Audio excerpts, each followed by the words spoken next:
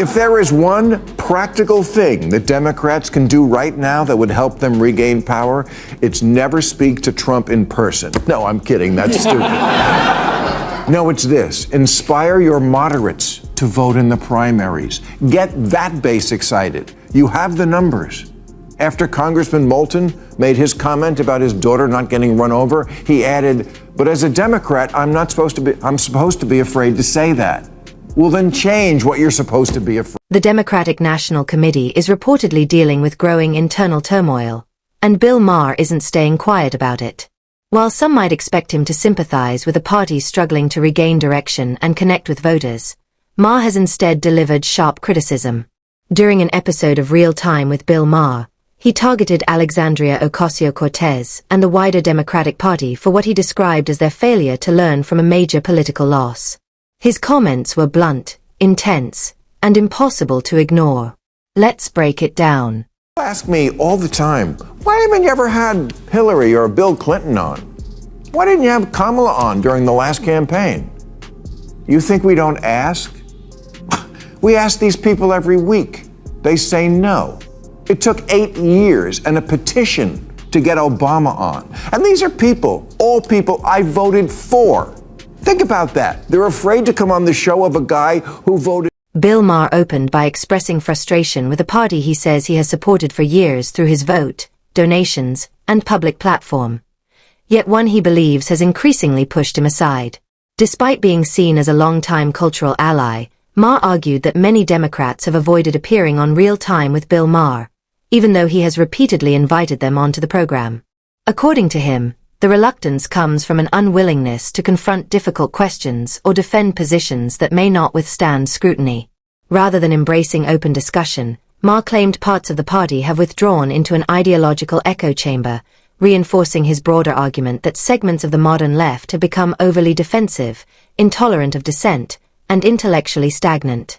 Still, the question remains, does that same criticism also apply to Republicans? Republicans? They show up. And when they do, they take their beating like a man. You went down to Mar-a-Lago and kissed his after that. Oh, bullshit. When the Mueller report came out, I feel like you mischaracterized it, and I feel that was shady. But you campaigned for election deniers in 2022. This I do not forgive. The Republicans, including you, January 6th, etc., are the ones who are no longer willing to play by the rules of democracy. Amendment 22, no person shall be elected to the office of the president more than twice. And yet you keep talking about Trump's maybe you should have this. Republicans, of course, have delivered their own share of responses, some sharp and effective, others awkward and uneven, that likely struck a nerve with Bill Maher. But according to his broader argument, that isn't really the central issue. What he finds notable is that, whether they win the debate or stumble through it, Republicans generally still choose to show up. They sit across from him on Real Time with Bill Maher, accept criticism, and remain part of the discussion even when their arguments are imperfect or vulnerable to challenge. That willingness to engage publicly, even at the risk of failure, projects a sense of resilience and accountability. Instead of avoiding uncomfortable conversations, they lean into them, and Maher suggests that fact alone says a great deal about the current political climate. I'd love to have AOC on the show, and Mondami and Elizabeth Warren, but I can't subpoena the guests. And I can't fix that what the Democrats are scared of more than anything else, I mean, obviously besides gluten, is being primaried from the far left, even though most Democrats are not far left. They're mild-mannered and moderate, at least at my bathhouse. Many critics argue that the Democratic Party's progressive wing has become increasingly influential, at times overshadowing the party's broader agenda and traditional messaging. Their concern is not simply about the ideological shift itself, but about how strongly those voices now shape the party's direction and decision-making. According to these critics, party leaders too often bend under pressure from highly vocal activist groups, even when some of those demands appear disconnected from the priorities of the broader electorate. From that perspective, the Democratic National Committee can seem less like a unified political institution and more like an organization constantly reacting to internal pressure, focused more on appeasement than decisive leadership. Critics warn that this dynamic risks weakening the party's connection with mainstream voters who may feel politically homeless or overlooked. In their view, what the party needs is not another figure willing to follow whichever faction is loudest, but leadership prepared to establish boundaries, project clarity, and pursue a more balanced and disciplined direction. Most Democrats are not far left. They're mild-mannered and moderate, at least at my bathhouse. If there is one practical thing that Democrats can do right now that would help them regain power, it's never speak to Trump in person. No, I'm kidding. That's stupid. After Congressman Moulton made his comment about his daughter not getting run over, he added, "But as a Democrat, I'm supposed to be afraid to say that." Well, then change what you're supposed to be afraid. Bill Maher's argument connects with a broader political concern. In recent years, some moderates within the Democratic Party appear to be drifting toward the political center, or in some cases, slightly to the right. These are voters who once strongly identified with the party but now feel increasingly disconnected as its priorities and messaging evolve. Critics argue that many of those voters would be willing to return if the Democratic National Committee showed a stronger commitment to ideological balance instead of appearing heavily influenced by its most progressive factions. Instead, opponents say the party often appears hesitant to challenge those groups directly, fearing internal conflict, backlash from activists, or public criticism. That reluctance can create the impression of a party uncertain about where it stands and unwilling to clearly define its own limits. Until Democrats find a way to manage those internal tensions and present a more unified direction, critics believe moderate voters may continue to keep their distance, leaving the party pulled between competing pressures rather than projecting a confident and cohesive vision. That he would have the power and influence to be able to, usher in socialism? He definitely has the power and influence to elect J.D. Vance or whoever is the Republican candidate next time. It is a walking commercial for the Republican Party nationally. I think the Republicans are going to... When you let the Democrat socialists, and now they're actually calling themselves socialists, when you let them take over a major American city, this is what... Here's the argument in simpler terms. Bill Maher suggests that if the Democratic Party were to rally behind a strongly progressive candidate like Zoran Mani as a potential 2028 frontrunner, it could unintentionally hand J.D. Vance a significant political advantage. In Maher's view, a platform built around highly progressive or woke-leaning ideas might energize younger voters, especially members of Gen Z, who are often more receptive to bold social and political change. However, Maher argues that elections are ultimately shaped by turnout and demographics. While Gen Z represents a growing political force, older voting blocs, including millennials, Gen X, and especially baby boomers, still make up a much larger share of the electorate and tend to vote in higher numbers. According to his reasoning, messaging designed primarily to appeal to younger progressive audiences may fail to connect with those broader groups, and could even push some moderate or independent voters away. Maher's larger point is that a party perceived as leaning too far left risks narrowing its coalition at a time when national elections are often decided by swing voters and moderates. From his perspective, that kind of strategy could make it easier for Republicans to present themselves as the more politically stable or mainstream alternative. A psycho who all they care about is controlling you. They're very good at diagnosing problems. Yeah. They're very good at figuring out what your weak points are. And that's, I would argue, what a lot of these people are doing. That's right. They recognize that if you can focus on these problems, then you can, use that dissatisfaction. From this perspective, Mani is viewed less as a figure offering concrete leadership and more as someone channeling public frustration and dissatisfaction. Critics argue that while he draws attention to legitimate systemic problems, his rhetoric often emphasizes outrage and division rather than practical paths towards solving those issues. In their view, the focus can appear centered more on assigning blame, energizing emotions, and capturing attention than on presenting detailed, workable policies capable of producing lasting results. Skeptics also see what they consider a familiar political pattern: ambitious promises paired with limited discussion of the real-world trade-offs those policies could bring. They argue that while sweeping proposals may resonate strongly with younger voters eager for rapid change, such ideas can sometimes underestimate economic constraints, political realities, and unintended consequences.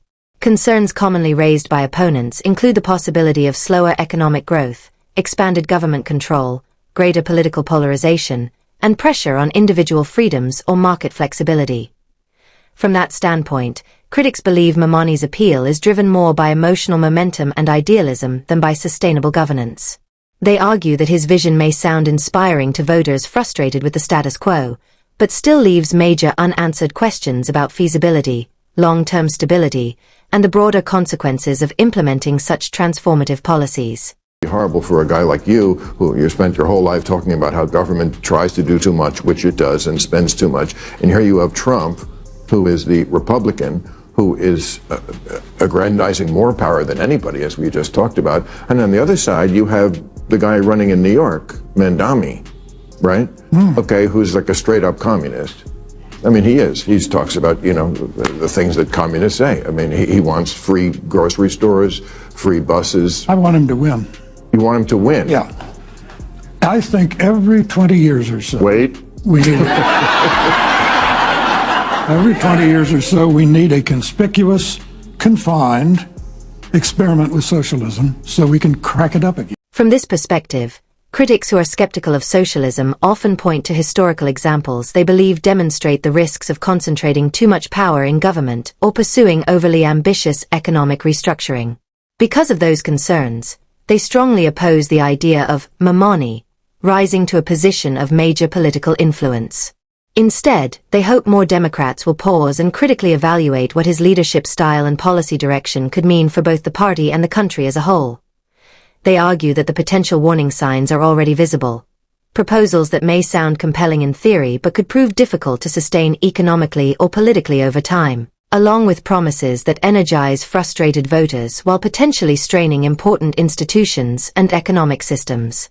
In their view, the political conversation should move beyond emotionally charged slogans and focus more carefully on long-term consequences, trade-offs, and practical outcomes. From that standpoint, critics believe Democrats face an important strategic decision if they hope to maintain a broad and competitive coalition. They argue the party will need to think carefully about the kind of leadership it elevates, the ideological direction it embraces, and whether its messaging can appeal not only to highly energized activists, but also to moderates, independents, and mainstream voters across the country. The slogan used to be, "Workers of the world unite, you have nothing to lose but your chains." The new socialist slogan is, "Trust us, this time it won't be a mess." So, when the post-war Labour government in Britain was about to get started, one of their leading lights was a socialist named Nurian Bevan. He said, what could go wrong? He said, we have a nation bedded on coal, surrounded by fish. It would take an organizational genius to have a shortage of either. In 3 years, they had a shortage of both. That's social. Critics argue that while socialism is often presented as a system designed to promote fairness and equality, its real-world outcomes do not always match those ideals. In their view, such systems can struggle to deliver the level of efficiency, innovation, and opportunity that supporters promise. By contrast, they contend that capitalism, despite its own shortcomings, generally rewards hard work, creativity, risk-taking, and persistence, giving individuals greater freedom to create opportunities for themselves and future generations. From this perspective, one of the central concerns is that systems focused heavily on enforced economic equality can end up concentrating authority in the hands of governments or centralized institutions rather than distributing power more broadly. Critics argue that this can produce bureaucratic inefficiency, reduced economic dynamism, slower growth, and growing frustration among ordinary citizens who feel limited by excessive control or regulation. Ultimately, the debate comes down to competing views about fairness, opportunity, and economic freedom. Supporters of socialism emphasize reducing inequality and expanding social protections, while critics question whether those goals can be achieved without sacrificing innovation, flexibility, and individual choice. As a result, the discussion remains deeply contested, with ongoing disagreement over whether socialism expands opportunity or unintentionally restricts it over time. Suspects on the far left that the saying is, when you're in a hole, stop digging, not keep digging. Talk about doubling down on what got you in the first place. Even the one concession I've heard a few people on the losing side offer, that liberals should stop saying the Trump voters are stupid, comes with a kind of unspoken parentheses. We know they are stupid, just don't say it. Critics argue that, in some cases, segments of the left tend to view the right through a lens of condescension, portraying conservatives as uninformed, backward, or lacking rational judgment. They say this kind of framing can turn into a convenient shortcut that allows opposing viewpoints to be dismissed without fully engaging with the substance of their arguments. In that narrative, supporters of MAGA or other right-leaning positions are sometimes generalized as intellectually or morally inferior, while the left is cast as the more enlightened, rational, and compassionate side. However, critics warn that this approach can become politically risky. They argue that when any group becomes overly confident in its own moral or intellectual superiority, it may begin to underestimate its opponents. And underestimation, they suggest, can lead to strategic miscalculations in politics and public opinion. From this perspective, the concern is that such a blind spot, driven by self-assurance or moral framing, can make it harder to understand the real concerns and frustrations of millions of voters. These grievances, critics say, are often rooted in economic pressure, cultural change, or distrust in institutions, and cannot simply be dismissed through rhetoric or moral judgment alone. Define woman, I mean person who menstruates. You're the teachers' union education party and you've turned schools and colleges into a joke. You just lost a crazy contest to an actual crazy person. You love to speak truth to power, and we always should, but you have completely lost the ability to speak truth to... But I can turn it into a cleaner, more professional commentary script that keeps the political discussion while making it more balanced and credible. At its core, the debate over the direction of the Democratic Party reflects deeper disagreements about ideology, strategy, and how best to appeal to a broad electorate. Public figures like Bill Maher have voiced concerns about the influence of more progressive voices and the challenge of balancing activism with electoral practicality.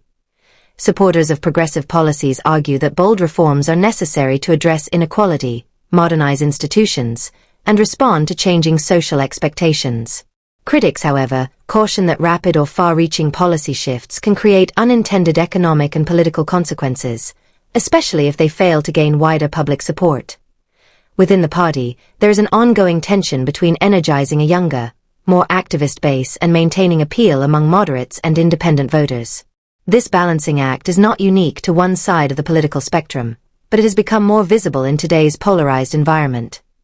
Ultimately, the challenge for any major political party is the same: how to stay responsive to its most engaged supporters while still building a coalition broad enough to win national elections.